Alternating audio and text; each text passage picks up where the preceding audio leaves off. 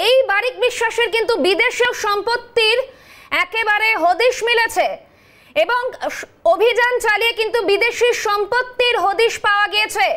বারিক বিশ্বাসের বিদেশি সম্পত্তির হদিশ, এবং শুধুমাত্র তাই নয়, নিজের সন্তানদের বিদেশে রেখে পড়াশোনা করানো এই বারিক বিশ্বাস, এমন তথ্য উঠে আসছে। বিদেশি সম্পত্তির হদিশ পেয়েছেন ইডির আধিকারিকরা।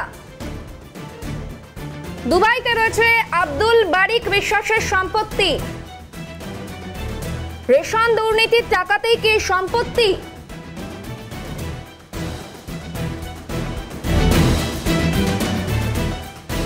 সার্চ অপারেশনে ইতিমধ্যেই মিলেছে প্রায় ৪৫ লক্ষ টাকা।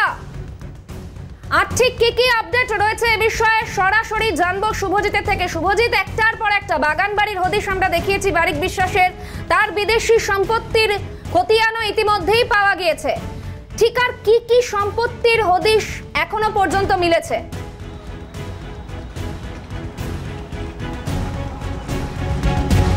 একেবারে দেখো, তোমাকে জানিয়ে রাখি যে আমরা গতকালও বলেছিলাম আব্দুল বারিক বিশ্বাস তার বাড়ি, তার দুটি বাড়ি, তার অফিস, তার বিভিন্ন ঠিকানায় তল্লাশি অভিযান চালানোর পর এনফোর্সমেন্ট ডিরেক্টরেটের আধিকারিকরা একাধিক তথ্য পেয়েছেন।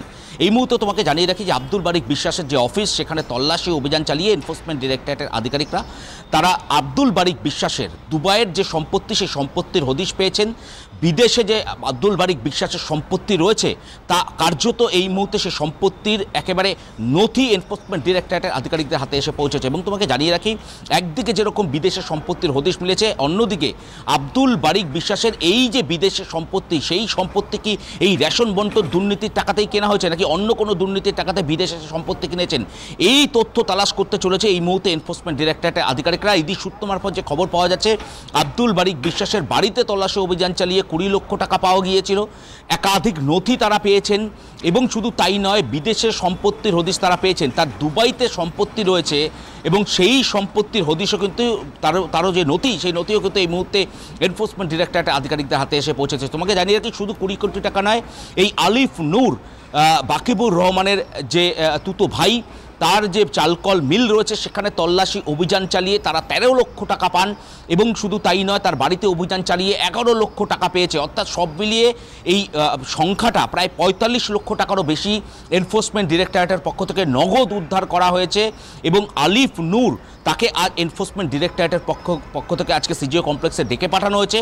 এই বিপুল পরিমাণে নগদ কী কারণে সে মজুত করে রেখেছিল, সে বাড়িতে রেখেছিল, সেই বিষয়টি যেরকম একদিকে তার কাছ থেকে জানার চেষ্টা করবেন, অন্যদিকে বারিক বিশ্বাস, তাকেও কিন্তু তলব করা হয়েছে। এবং তাকে তলব করে মূলত তার কাছ থেকে জানতে চাওয়া হবে যে বিষয়টি, সেটা হচ্ছে এই বিদেশে সম্পত্তি কিভাবে সে তৈরি করলো, বা বিদেশে সম্পত্তি সে কীভাবে কিনলো, এবং এই যে সম্পত্তি কেনার যে টাকা, সেই টাকা কি দুর্নীতির টাকা, এই বিষয়টি কিন্তু জানার চেষ্টা করছেন এই মুহূর্তে এনফোর্সমেন্ট ডিরেক্টরেটের আধিকারিকরা।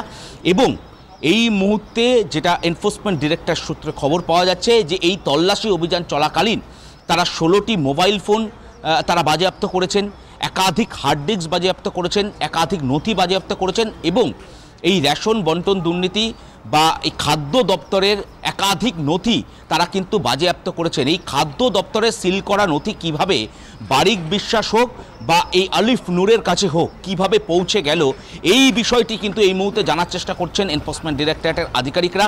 আজকে আলিফ নূর এবং তার ভাই আনিসুর রহমান, তাদেরকে যেরকম তলব করা হয়েছে, আগামীকাল বারিক বিশ্বাসকেও তলব করা হয়েছে।